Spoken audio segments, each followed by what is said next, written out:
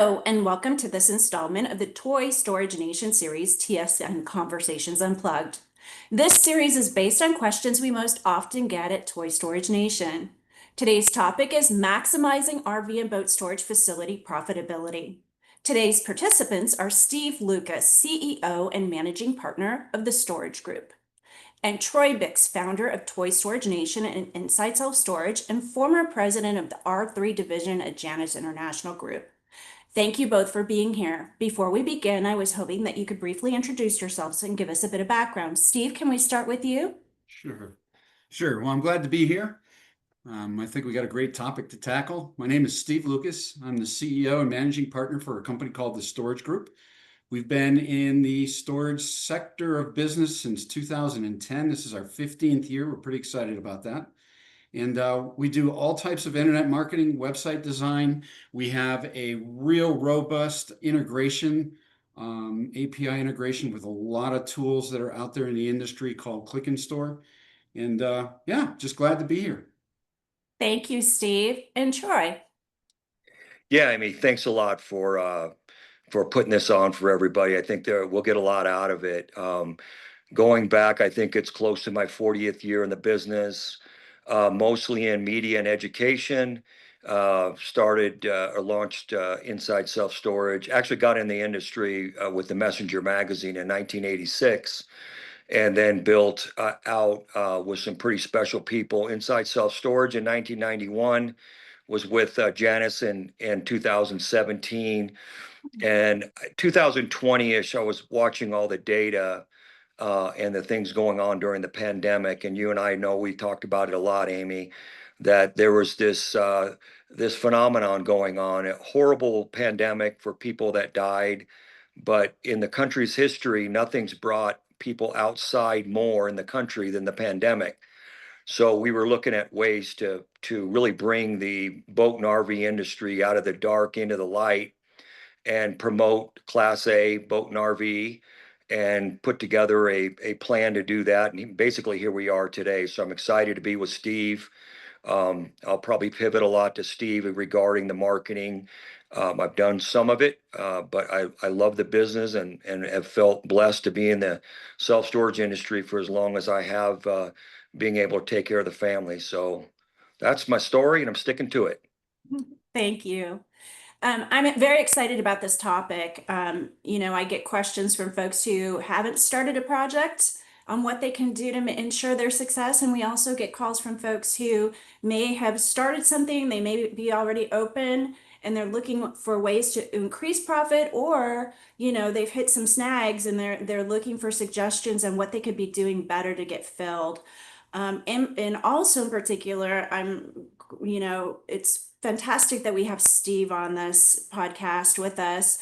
He and his storage group team not only help facilities out there, but we have been very fortunate to partner with them for the Toy Storage Nation website and a lot of our marketing. So we know firsthand what they can do, not only for us, but for facilities. So I'm excited to get into this. Want to start with a particular comment that I hear a lot, and it is, if you build it, will they come? Why is that false? Well, Troy? yeah, I'll go ahead and start on this one because I heard something just the other day that debunks this, or doesn't debunk it, but supports it actually. There was a guy in North Carolina, somewhere around Asheville, I believe, that I spoke to just the other day, and kind of the same thing as Gary Wojtaszek when it came to at Rec Nation, the CEO and founder of Rec Nation. He got in the business because during the pandemic, Gary and his wife, from what I understand, Amy, you can help me out with this because we talked to him on the phone several years ago. He bought a boat, bought a RV, and went and took off in the boonies during the pandemic. And then when he came back, he had nowhere to store it, and it kind of ticked him off to a point where he said, "You know what? I'm gonna just get into the business and fuel the business with Class A product, with boat and RV storage." And then he spun off into all these other things that are pretty cool. But this guy kind of did the same thing. He bought a really nice diesel pusher. I think it was $800,000. He bought a matching boat, and then came home and there were several facilities in the community, but everything was full with waiting lists. So he basically bought, from what I recollect, 30 acres on a highway, and not even a major highway, and filled up, gosh, I believe it was like 900 spaces in like 90 days, which is unheard of. I don't think that's the norm. But I think typically it's a situation where you really have to do some homework with a feasibility study, understand your demographics, and then I'll be quiet and let the expert Steve kind of fill in the blanks. Yeah, there you go. Yeah, well, build it and they'll come. Well, I think kind of makes some sense because there is a lot of pent up business in this segment. We know that there's a lot of, it's very underserved marketplace.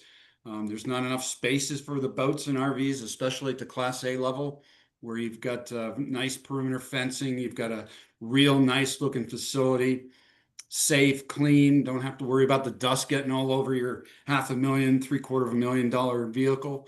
So I think they will come. But that being said, coming from the marketing side, we can help tailor the client, right? We can start to look for the exact match that the business model's looking for. And through a feasibility study, obviously you'll get that criteria, right? And then, that's when we go to work. We start to look at how we construct the website and what kind of attack we're going to do to the marketplace to bring in these new renters, and not have them qualm about the pricing because we're putting them into a safe environment, right? So Mhm. that transactional piece is really important to bringing the people, build it and they'll come. With a little bit of marketing, that works really well. Mhm. Yeah, agree. And we'll get much more depth on the marketing side here in just a few minutes. Want to talk about in the initial stages. You both mentioned feasibility study.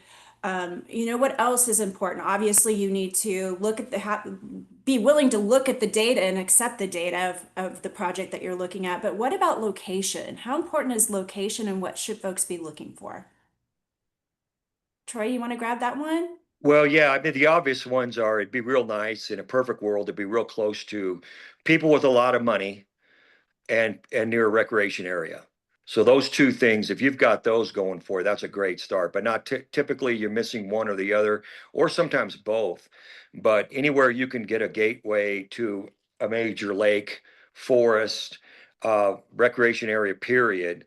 And then if you have high-end household incomes nearby, those are really good spots. But that I don't think that's too typical. Not that it's impossible by any means. So those would be two things I'm looking for are household incomes and proximity to recreation. And I'd agree with that. I'll tell you that living in Colorado, Colorado property laws are that every development that's built has to have an HOA. And we all know that HOAs make it very restrictive, if not impossible, to store your RV or your boat. So although being close to a rec area is really cool and having best of both worlds, but man, you go to some place like Denver and you take a look at what's been built out in Denver or Colorado Springs, it's just because you can't just tow it home and leave it in the front yard. It ain't gonna work. So I think those marketplaces, we're seeing more and more of those HOA restrictive bylaws out there across the country. And I think that's another thing to look at. If you don't have to be right up against that park or lake, because if somebody's got a nice vehicle, a nice boat, they may want to keep it stored so they can go multiple places during the summertime or during the winter. So, yeah, that's Thanks, Steve. How about, there sometimes is the thought, well, there is such need. I don't need to worry about a certain area being saturated. Do you tell folks that they should look at what other facilities are already in the area or maybe in the process of entitlements and whatnot? Maybe they're not showing, a stake in the ground yet. How important is it to look at the competition in the area that, is there or could be coming? Yeah, you Who want me wants to to jump in grab that? first? Yeah, go ahead, grab that, Steve. Yeah. I'm going to throw a little data point in this when you're done with this, because Okay. I think the data in this industry is very, very compelling. But you go first, man. Yeah, perfect. Well, I think, yeah, knowing I go back again to having the studies done and really understanding the demographic market. Really important, because that's really going to tell you how saturated the marketplace is. And now, the other part is I've talked to people that said, hey, we've got so many RV and boat storage or hybrids, in our area that do brick and mortar, and they have uh, RV and boat storage. But I said, hey, have you gone by there? Have you taken a look at the property? What does it look like? What's the layout? How easy is it to maneuver? So even though there might be a good saturation level of RV and boat storage, it surely doesn't meet that it could be at the criteria of the Class A that we're trying to represent, very top of the line product. That's a great point, Steve. Great point. Yeah, and Steve, you're 100% right. Some of the details on these build outs, you really have to get granular, and you have to really look at what's going on in these communities. And the reason I feel that this industry has a very long runway, Steve, I think a couple of board meetings ago, I put together this chicken scratch here, and I don't know if you can all see it, but I'll explain really what that is. The data is great because it's not fake data and it's not made up data to tell a story. And I'll go through these points real quickly here. So we're members of the RVIA and the RVDA and the Boat and Marine Associations. So if you just do the simple math, go back to April of this year, 35,000 combined Class A rigs and boats were built. 20,000 were RVs and 15,000 were boats. If you take the 35,000 and say that roughly a Class A boat and RV facility is about 400 units, I'm here, it's between 300 and 400 units. That's a 117 facilities for just the month of April 2025. Uh, uh, so we're not even coming close to build out what we need to with the type of rigs that are coming out monthly in Elkhart, Indiana, which is the heartbeat of the RVs, and boats are kind of scattered. So in April just about double, or excuse me, May data just about doubled what I just talked about. I get to speak to all the builders because I've got a lot of good relationships through the years.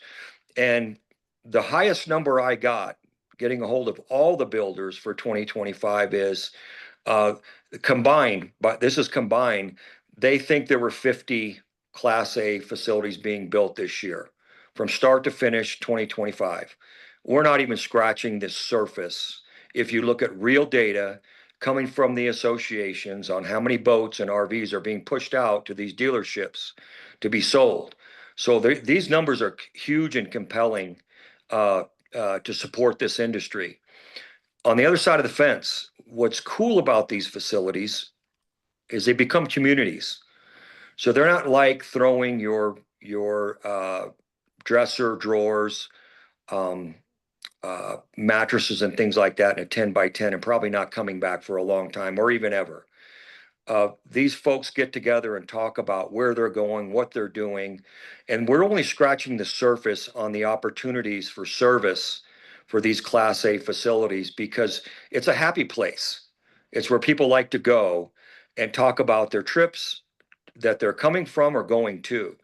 So these folks are in a good part of their lives typically with these cool toys, and they're going to use them. And they're looking for people to use them with them. They're looking for different things that can help serve them better, concierge type stuff. High level Class A facilities are only going to get better and better. Thank you, Troy. I have one last question, and then we'll get into once a facility has kind of started a project or already a facility that is functioning. How important is the right unit mix? to ensuring the most profit for a facility?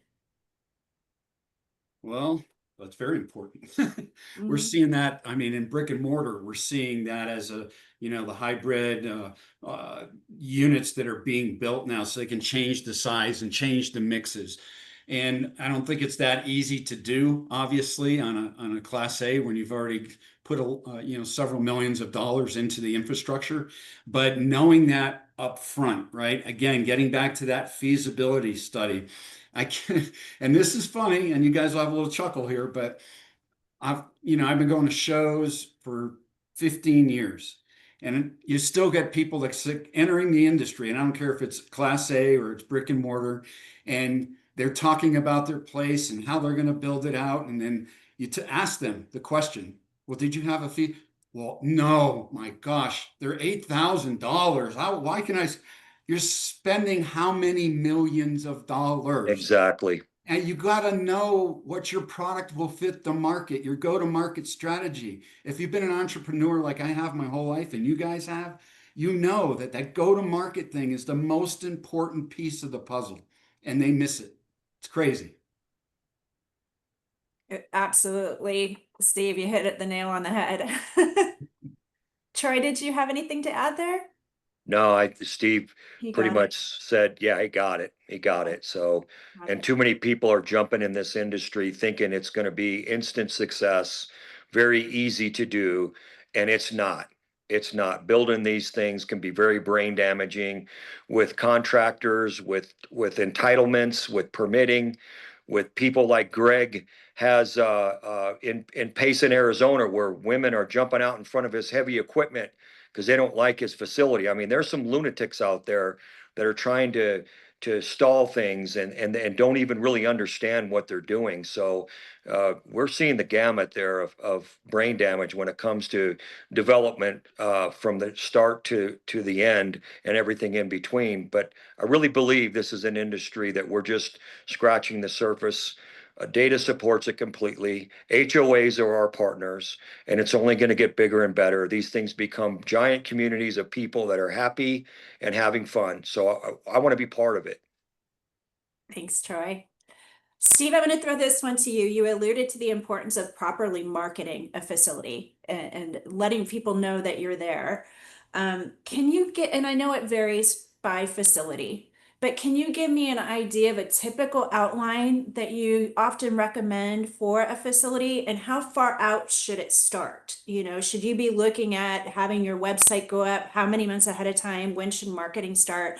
And I know I'm throwing a lot in there. This is a very open question because you've got SEO, website, even signage, networking with HOAs. Kind of what's your typical Yeah, recommendations? that's a And yeah, again, I know I gave that's a you a great very open-ended that's a question. great question. Troy, you can go take a nap and come back in an hour. Yeah, I'm done, guys. I'm gonna go eat my taco for lunch. I'll come back in a minute. Um, yeah, the marketing aspect. Okay, so we're talking about a high-end product, right? We're serving a high-end market, end user. The facility is going to be high-end, and obviously your marketing needs to look sophisticated as well. So starting with the website, starting with the name, starting with the logo, it has to be well thought out. The brand has to be well thought out.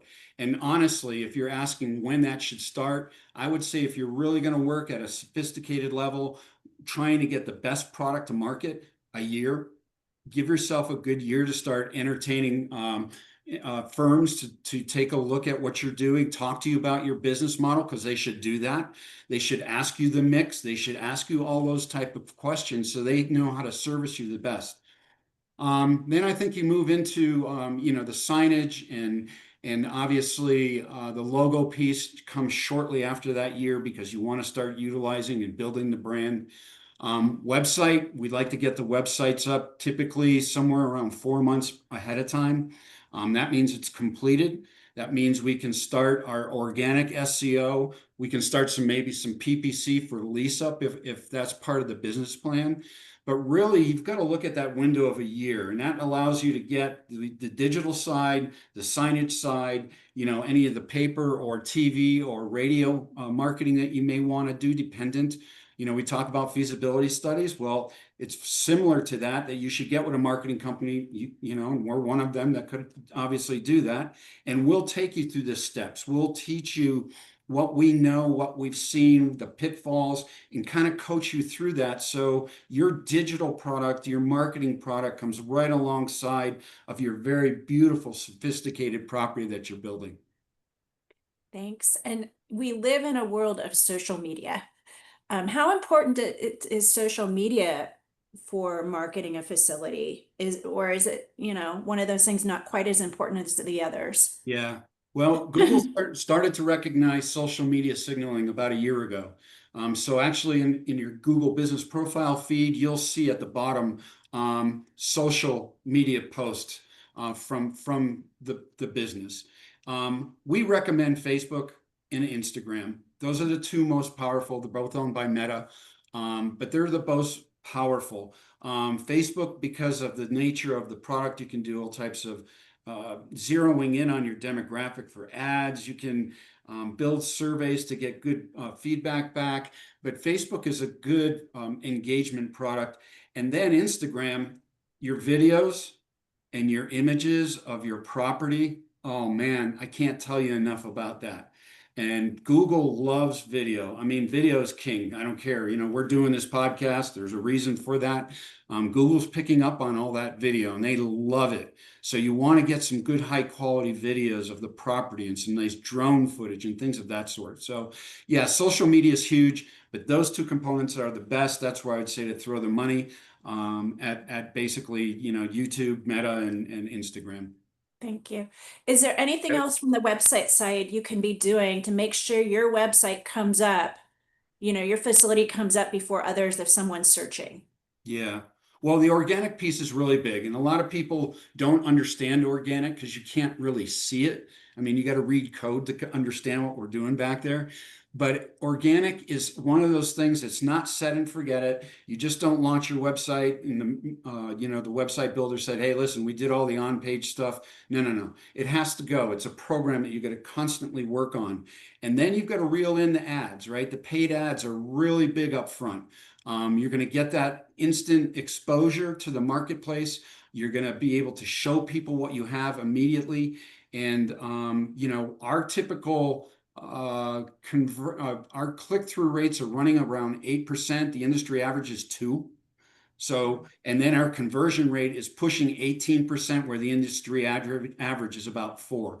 So those kind of numbers really generate that renter, that lead activity. And then you can just capitalize on that and put that money in your pocket. Got it. Thank you, Steve. Those are big numbers, Steve. Congratulations. Those aren't industry norms. Those are high numbers. So my hat's off to you on that. I'm going to throw in a couple of old school things here, because Amy and I were involved with them not too long ago with a Class A site in California. So pre-leasing is kind of what the theme should be also. Make sure you got folks that know what you're doing, the sizes that you have, the rates, all that stuff, and get a pre-lease list going as soon as possible using all the things Steve talked about. A couple things coming back. I think the web and e-blast and things like that. There's been a little bit of fatigue maybe when it comes to some things, just some markets blasting things over and over. So I'm seeing a little bit of direct mail come back. A concise call to action, direct mail. We did a local chamber meeting in California, and we brought business leaders. Business leaders, owners typically have toys. So if you bring them to a grand opening, that's, I think, an inexpensive way for awareness as well. I'm really starting to see some cool direct mail piece coming, and direct mail has been kind of dead for several years now, but locally and nationally, I'm seeing some cool stuff. But there's some old school things that you can also throw in the mix that give your site a local feel, connect with the local homeowners, connect with the local business owners, and let them know what you're doing, because they'll tell it on the mountain as well. Thanks, Troy. How important is it that rentals can take place on your website. You know, most people are now looking, they might drive by and just, you know, want to click on something. Is that how most people are, you know, purchasing their rental units? And the next part of that question is, how is important is your mobile version, whether it be, you know, just the mobile site or an app version? Yeah. So we see about 60% of rentals or reservations taking place on a website. Of that breakdown, there's about 70% that come from the mobile environment. So the doing online rentals is extremely important. It gives the user the ability to transact when they have the moment to do that. And it allows them to become a customer and takes down some of that wall of how do I become a customer? Do I have to call? Do I have to go down and fill out all this paperwork? And we make it easier. And that's what the online environment gives. Now, what we're seeing, which is pretty crazy, is how about voice search? We're seeing about 40% now of searches for self-storage, for some of our RV and boat storage clients coming from voice search. So another component of the changing environment in the digital world. But yeah, I mean, the other thing too is you can go ahead. Hey, listen, if you are open during the day, say you're open 9 to 5, and you still want to continue renting or reserving while you're closed. Maybe people can't come in, but maybe you still want them to have that. Well, heck, you can charge them an extra fee for that after hour deal and put a little bit extra money in your pocket. You can think about the ancillary sales, the insurance sales. There's so many things that can go into a digital transaction, like an online move-in, that you can get that additional incremental revenue from. It's just a matter of having that business model well thought out, and then speaking to, you know, like the storage group, and we can actually help you monetize that business on the web or on your phone. Thanks, Yeah, Steve. 100%, Steve. You nailed it again. Most of the people I know, if they can't do the whole experience on their phone, they won't do business with you. I mean, they want to rent, they want to manage the whole experience on their phone, period. Yeah, and what's even cool, I'll give you one last tidbit on this because I think it's really powerful. So we were the first ones to bring out cart abandonment. So you go to Amazon or you go anywhere, you fill the cart up with product and it stays there, right, for a rental. And if you don't go back there to buy that, right, you get reminders. Hey, you left something in your cart. Hey, come on back. You get a 10% discount. Well, we started doing cart abandonments on through Click and Store almost 10 years ago. And we have clients proven case studies where of those abandonments, because people get busy, they leave, something happens, you know, whatever. They had a meeting, they get a call comes in, they leave. Well, we've already captured enough information from them on the, you know, email, maybe their phone number, certainly their name on the first quick entry data. And our clients are telling us that of those abandonments, they're closing almost 60% of that. So Wow. talk about incremental revenue. You can't capture them here. We've got many competitors. We're the only ones that do a cart abandonment. I don't know why, but 60% of our clients are saying, thank God you guys do, because we're putting that money in our pocket. Goes right back to our topic today, increasing profitability. Absolutely. Um, Another thing I'm hearing a lot, and it's just the buzz right now, AI, and I know I've heard it talked about before, how Google now, when you're searching, has its AI capability. What other areas is AI starting to assist in with regards to either reaching people or the whole process of rentals? Yeah, well, we've got an AI chat bot that can do both text and voice. And what does that do? Why is that important? Well, here you are in a Class A environment, and you may want to know something. Maybe you're a brand new owner. How do I clean out the latrine on my unit? Maybe they didn't trade me when I bought the unit. Maybe I don't want to read the book. But you could go to the chatbot on our website, servicing your Class A facility, and you could type that in there or talk to it. and that chatbot's going to find the answer for you and bring that back. How important is that? And guess what, guys? That's all happening on your website. So it feels to the possible renter that you're servicing their needs already. So what am I going to do? You think I'll become a client? Oh, hell yeah, I'm all in. The other part too that we're seeing and that we're working on is AI generated pricing structures. So actually tapping the market, but we have a scraper, so we're able to pull pricing from competitors and geographic markets, and we're putting together suggested pricing so you can stay in that pricing game. Now, obviously, you got the Class A, so you already should be higher than everybody else. But you asked the question about where AI is going. It's going into that real pricing, real-time pricing, and things of that sort. So it's going to be pretty powerful moving forward. Thank you. In fact, you led right into my next question, Steve. It was going to be that how important is correctly pricing, you know, involved in making sure, one, you're not leaving any money out there that you could be getting, but also that you're not overpricing and keeping people away. And obviously, that's a really important thing.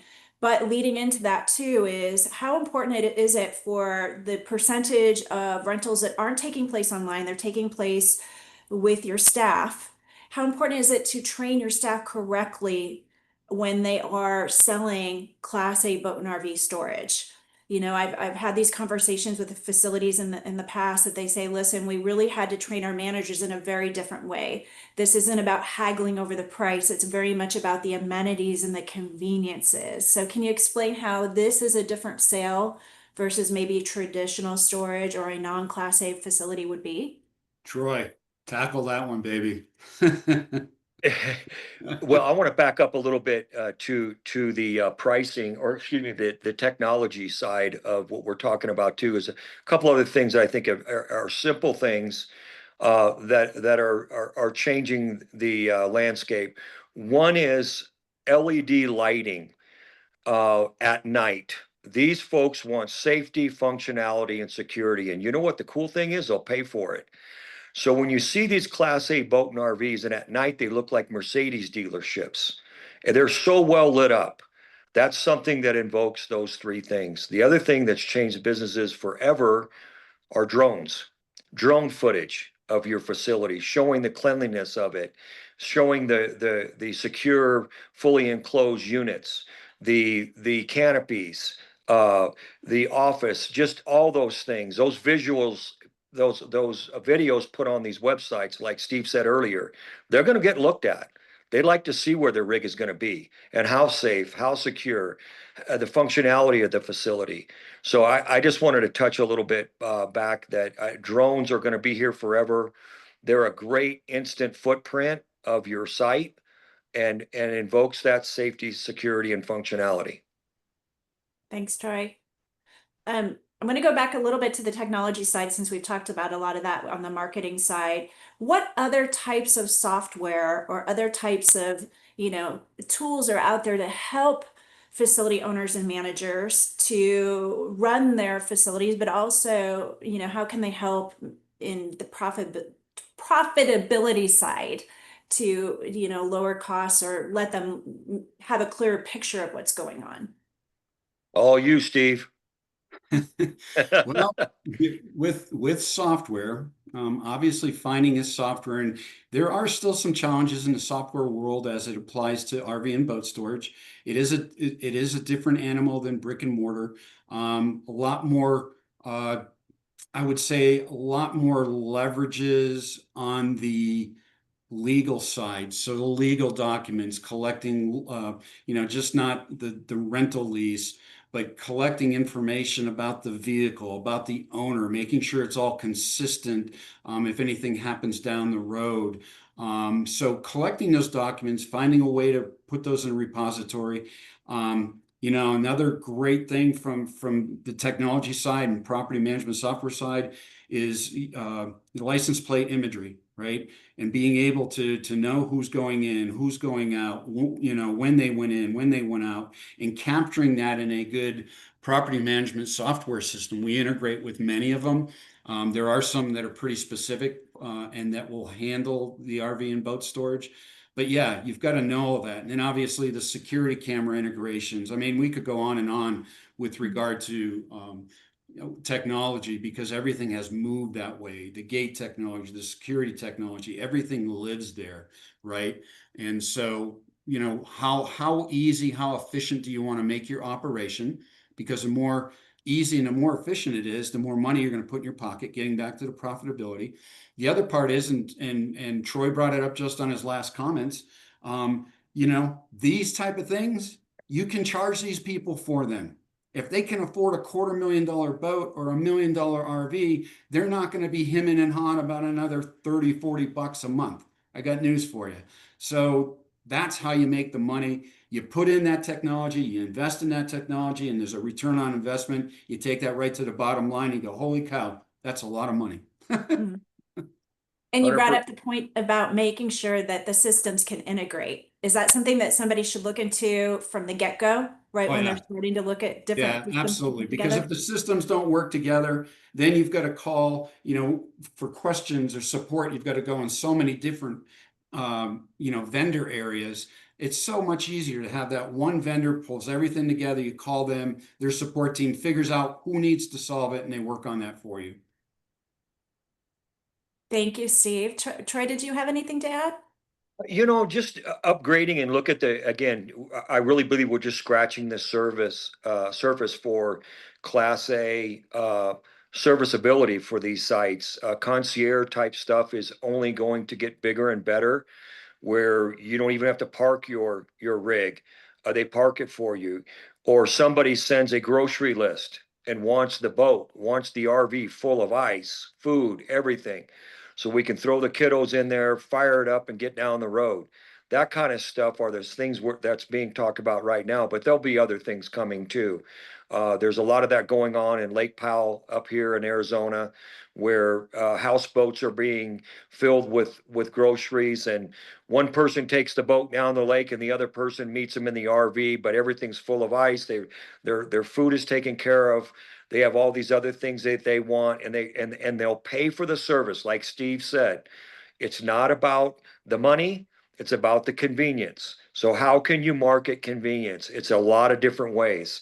There's men and women selling ice chests, 80-quart ice chests that they're buying online from Amazon for $20 and selling them for 100 because they forgot 2 or 3 of them. They need more. There's so many things that the owners and operators can be doing to scale profitability with these Class A facilities. Thanks, Troy. Are there other areas, because ancillary revenue is a huge part of how you can increase cash flow. Are there other things that you find people or typical Class A RV and boat storage facilities are offering? Even if it's not on a concierge level, I've heard of, washing or coming in and doing repairs, that type of thing.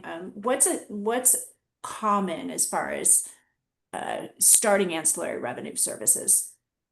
Let me jump in, Steve, real quick, because it's on Absolutely. top of mind, because I just talked to a big manufacturer. What we're going to start seeing is repairs on site. It's gonna get huge here real soon, where you don't even have to leave to get something, or you don't have to take your rig to the local RV shop to get a refrigerator fixed, a heater fixed, wiring, whatever it is.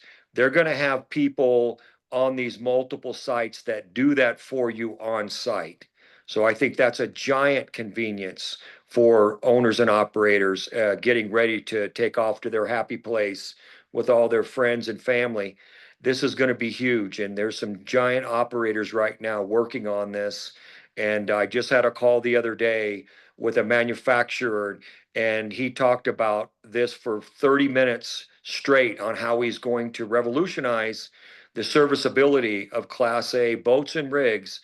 And you're not going to have to trailer it or drive it. They're going to come right to you. Now it's going to cost you a little bit more, but again, these folks want that convenience. Thank you, Troy. Steve, did you have anything to add, or did Troy pretty No, much cover I it? think he's spot on there, You got man. it. Okay, thank you. Is there anything that you find that customers of Class A boat and RV storage, are looking for, that they will pay a premium for. Again, they're paying a premium because it is Class A, right? And Class A is four simple things, and I should have said that in the beginning. It means that it's covered in some manner, whether that's canopy or enclosed, it's gated, it's fenced, and it's paved in some manner, and a true grid material would count for that. And these are for simple reasons. These are very expensive toys that people are buying. They want them protected and secured. And as we've talked about, these are folks that are willing to pay for conveniences and amenities. But is there anything else that you find that folks that are, when they're looking at a facility, could it be remote access? Could it be being able to have some sort of customer service, whether it be remote off hours? Is it, are they looking for a certain type of security system, that type of thing? Is there anything that you're hearing out there that folks are in particular looking for? Well, I first of all, if you take it all the way back, this particular product or class of properties, it's all about the life experience, right? In self-storage, we're dealing with the pain points of life. On this side of the coin, we're doing the stuff that people live to do, and they're excited about it. So you got to keep all of that in mind. I mean, my wife and I had an RV for almost 20 years. And the only reason we got rid of it is because we bought a house in Belize, but that's a different story. But hey, when we used to go out, when you go to anywhere you go to with an RV, you need phone chargers. You start thinking of the things you need. So if you're willing to have a store on property to sell some of these amenities, huge. Maybe you coordinate an online deal with maybe a distributor in town that has an RV store, and then we can integrate and sell his products on your website, and you make some money. I mean, we're talking about ways to be profitable and make some ancillary money. There's many ways to do that. But I think really, when you come down to it, you're servicing people that are going out to have a good time. So how do you make that experience that much better? Because as you do that, they're not going anywhere, ever. Thanks, Steve. Yep, yep, 100%, Steve. These are happy places. You don't see people with frowns on their faces loading up the boat, throwing fishing rods in there, loading up the motorhome with food and fun and all the people you want to be with. So it's a completely different emotional vibe when you talk about these Class A boat and RVs facilities, or Class B. You're still going to have folks that are working their butts off to get to levels in their lives that they have these toys. And whether it's a side by side, it's a quad, it's a snowmobile, there's so many other things we don't talk about that give these people these happy feelings, and they like to do it with the friends and family that they want to do it with. So these are happy places typically, and that's what makes this really cool to be in this space. Thanks, Troy. It all comes back to community, as you were talking about Well, earlier. these are communities, yeah, and they build bigger and bigger, and they develop relationships, and those relationships only grow when they're on the road. Thank you. Um, is there anything that we haven't covered today that you often recommend to folks who are looking for their facility that's already been running, that, they're looking to increase the profitability of it, and either on the side of bringing in more cash flow, or anything that you're often seeing where people are losing money, they're spending too much money or something, or they're not as efficient as they need to be. Is there anything that we haven't covered? Does either one of you want to comment on that, or you feel like we kind of covered the gamut, or scratched the surface, I guess we could say? I I think we hit a lot of good information today for sure. I think the one, and I talked about this earlier, and I talk about this a lot at the workshops. But you really need to know your audience. You really need to know your demographic that you're serving.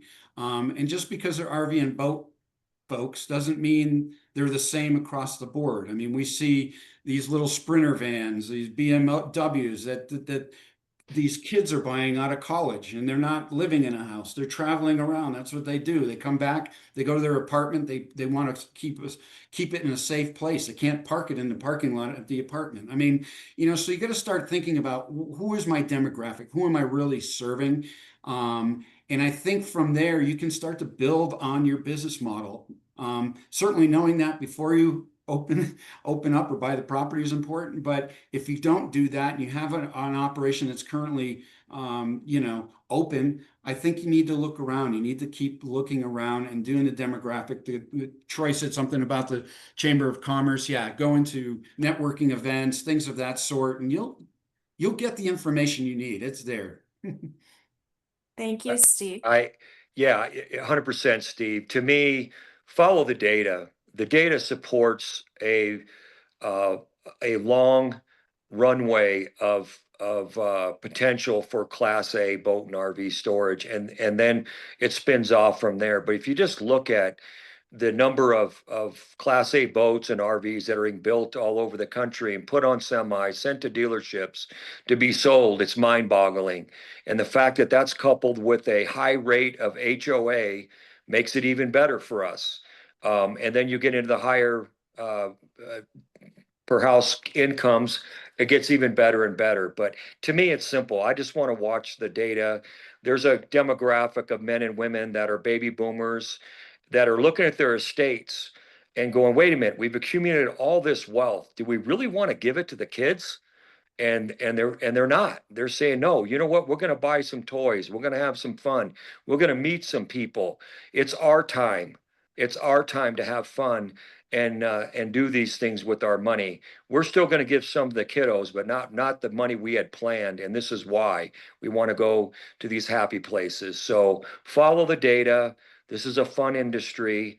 We're just scratching the surface for opportunities for all of us, and I'm proud and happy and blessed to be in it. Thanks, Troy. I want to thank both of you for sharing your expertise and experience today. Before we go, I'd like to just quickly go around, have you give your name, your company, and your contact information again, in case anybody that is listening to this, watching it, wants to connect with you. Steve, can we start with you? Sure. So again, my name is Steve Lucas. I'm the CEO and managing partner for the Storage Group. Our internet website is storageinternetmarketing.com. You can reach me at slucas@storagegroupinc.com, or I always give out my cell number, not afraid to do that, 970-818-1764. And if you contact us, we certainly can help you down that road to get that thing open, marketed, and filled as quickly as possible. Thank you, Steve. And Troy. Yeah, my name is Troy Bix. I'm with Toy Storage Nation. You can reach me at troy.bix, B-I-X, at toystoragenation.com. And then my cell number is 928-864-7440. Thank you, Troy. And my name is Amy Bix. I'm president of Toy Storage Nation. Toy Storage Nation is a media education brand that focuses on Class A RV and boat storage. We have a website. It's simply our namesake, www.toystoragenation.com. Lots of new content, articles, case studies, statistics, you name it, go up on that website every day.